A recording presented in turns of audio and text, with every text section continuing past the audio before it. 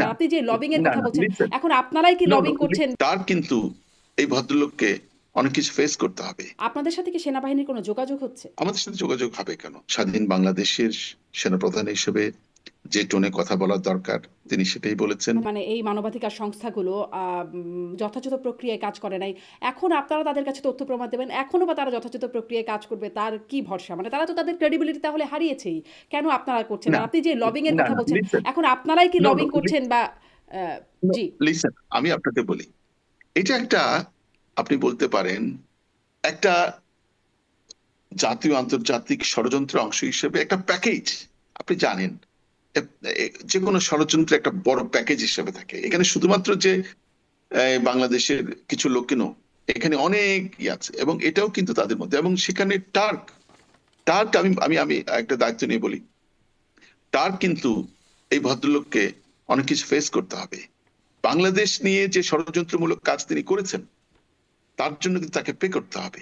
এটা ইতিমধ্যে আন্তর্জাতিক গণমাধ্যমে কিন্তু বিষয়টা চলে আসছে যে তিনি এর ধরনের একটা, বাংলাদেশ সেনাবাহিনী তাকে কিন্তু ইতিমধ্যে মিথ্যাবাদী প্রমাণ করেছে। তারা অফিসিয়ালি বলেছে যে না, এই ধরনের কোনো বিষয় ঘটেনি। অর্থাৎ এখানে আরেকটা বিষয় আসছে, অর্থাৎ ভবিষ্যতে এই ইউএন বা তাদের বডিগুলো আমাদের সেনাবাহিনীকে এই ধরনের ইল্লিগেল এন্ড আনকনস্টিটিউশনাল ইন্টারভেনশনের কোনো সুযোগ আর থাকবে না। অর্থাৎ ইতিমধ্যে কিন্তু তারা সেই, আর প্রথম এখন যেটা তাকে প্রমাণ করতে হবে তিনি বাংলাদেশ সেনাবাহিনীকে এরকম নির্দেশনা দিয়েছেন, দিয়ে থাকলে এটা তার ইখতিয়ারের মধ্যে ছিল কিনা, সেটা তার টিওআর এবং তার আইনে তাকে তাকে এটাকে সাপোর্ট করে কিনা, সে অনেকগুলো বিষয় আছে। জি। এখন প্রথমত আবার একটু এটা হচ্ছে, সেনাবাহিনীর সাথে একটু ভূমিকায় ফিরি। আপনাদের সাথে কি সেনাবাহিনীর কোনো যোগাযোগ হচ্ছে? দেখুন, বাংলাদেশ সেনাবাহিনী একটা ইন্ডিপেন্ডেন্ট সরকারের, রাষ্ট্রের একটা অংশ। আমাদের সাথে যোগাযোগ হবে কেন? আমরা রাজনৈতিক দল, রাজনৈতিক আহ, শৃঙ্খলার মধ্যে আমরা কাজ করি, সেনাবাহিনী তারা কেন সেনাবাহিনীর আওয়ামী কাজ করে। লীগকে তবে পুনর্বাসনের কথা তবে বলছে?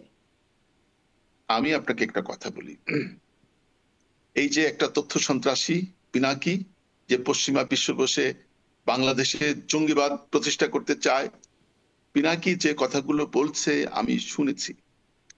পিনাকি একটি স্বাধীন সার্বভৌম রাষ্ট্রের সেনাপ্রধানকে হুমকি দিচ্ছে, বলছে, তার কথার মূল বক্তব্যটা হচ্ছে যে সেনাপ্রধান যদি সাবধান না হয়, সেনাপ্রধান যদি তার যৌক্তিক আহ, যে কাজ করুক, কর্মকাণ্ড যেটা করছেন সেটা যদি স্টপ না করে, তাহলে তাকেও 1975 সালে জেনারেল খালেদ খালেদ মোশাররফ। মোশাররফের যে পরিণতি হয়েছিল সেই পরিণতি ভোগ হবে, মানে সেই পরিণতি, অর্থাৎ তাকে হত্যার হুমকি দিচ্ছে।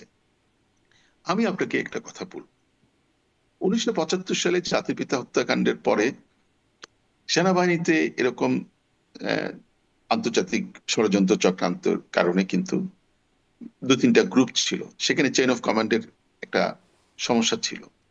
সেখানে জিয়াউর রহমান একটা গ্রুপ, খালেদ মোশাররফের একটা গ্রুপ, বা অন্যদেরও বোধহয় সৈনিকদের একটা গ্রুপ ছিল। তো সেখানে খালেদ মোশাররফকে কিন্তু ওই রকম কাউন্টার কুতে হত্যাকাণ্ড হয়েছিল। সেটা যারা এই ধরনের উদ্ভট কথাবার্তা আজকে 21 শতকে এসে যারা বলে, সেই সময়ের ঘটনা ছিল একটা কোল্ড ওয়ার পিরিয়ডে। কোল্ড ওয়ার পিরিয়ডে আপনি জানেন সারা পৃথিবীতে এরকম খুন খারাপি হতো। আজকে 21 শতকে এসে কোল্ড ওয়ার নাই, তবে আন্তর্জাতিক ষড়যন্ত্র এখনো আছে পৃথিবীর বিভিন্ন দেশে। তবে জেনারেল ওয়াকারকে নিয়ে যে কথাটা বলছেন, জেনারেল ওয়াকার এই সেই সেনাবাহিনীর প্রধান যে সেনাবাহিনীর একটা সুশৃঙ্খল বাহিনী, সেখানে অতীতের মতো এরকম খুন খারাপি কাউন্টার হয় না, কিন্তু চেইন অফ কমান্ড ফলো করা হয়। অর্থাৎ একেবারে ওই যে জন অস্টিনের একটা কথা আছে, law is the command of sovereignty, সবকিছু কমান্ড থেকে আসে, চেইন অফ কমান্ডস ফলো করে সেনাপ্রধান। তার অবশ্যই আমি সেটা আমি বিশ্বাস করি বাংলাদেশ সেনাবাহিনী তার বাহিনীর উপর তার সম্পূর্ণ নিয়ন্ত্রণ আছে, তার প্রতি তার বাহিনীর আনুগত্য আছে এবং দেশের প্রতি তার আনুগত্য আছে। জি। সেনাপ্রধান এমন কোনো কাজ করবেন না যেটা বাংলাদেশের স্বাধীনতা এবং সার্বভৌমত্বের বিরুদ্ধে। সেনাপ্রধান আর বারবার তিনি যে বলেছেন হুমকি ডক্টর দিচ্ছেন, ইউনূসকে সহযোগিতা করবার কথা। একদম ৫ই আগস্টের পর থেকে তিনি বলে আসছেন ডক্টর ইউনূসকে সহযোগিতা করবার কথা, তার সরকারকে সহযোগিতা করবার কথা। সেটা সেটা তিনি তার যে লাস্ট স্পিচটা আমি শুনেছি, তিনি যথার্থই বলেছেন। কারণটা হচ্ছে অনেকে তার স্পিচ নিয়ে নানা রকম কটাক্ষ করছেন। আমি মনে করি তিনি স্বাধীন বাংলাদেশের সেনাপ্রধান হিসেবে যে টোনে কথা বলার দরকার তিনি সেটাই বলেছেন। মানে সহযোগিতা করাটাই তিনি প্রয়োজন।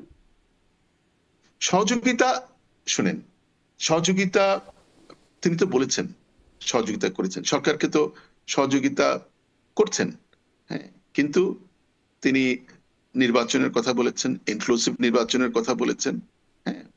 তো আমি আপনার সেই তথ্য সন্ত্রাসী পিনাকির কথা যাচ্ছি, যে এরকম সেনাপ্রধানকে যে হুমকি দিচ্ছে অনলাইনে, তারপরে বিভিন্ন, আমি দেখলাম কালকে হাসনাত আব্দুল্লাহ নামে সাবেক ছাত্রনেতা, সে হুমকি দিচ্ছে।